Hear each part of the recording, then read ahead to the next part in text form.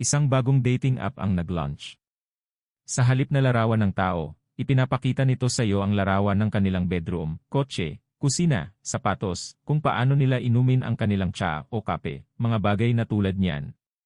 Anong larawan ang higit na magsasabi sa iyo tungkol sa isang tao, at gusto mo maging pinaka-interesado na makita upang pumili ng isang potensyal na kadate? Gusto kong makita ang kanilang refrigerator. Isa akong taong mahilig sa malinis na kwarto. Alam kong lahat ay mag-aayos lamang ng kanilang room para sa larawan, ngunit kung sila ay honest, ito ay talagang madaling gamitin para sa akin. Gusto kong makita ang kanilang lababo sa kusina. Interesado akong malaman ang kanilang mga koleksyon. Nangongolekta ba sila ng mga libro, board games, video games, sneakers, makeup, o mga parts ng computer?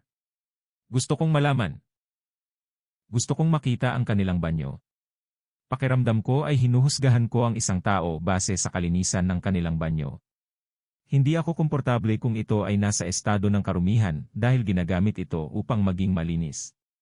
Pati na rin kung ang kanilang mga tuwalya ay basa lagi.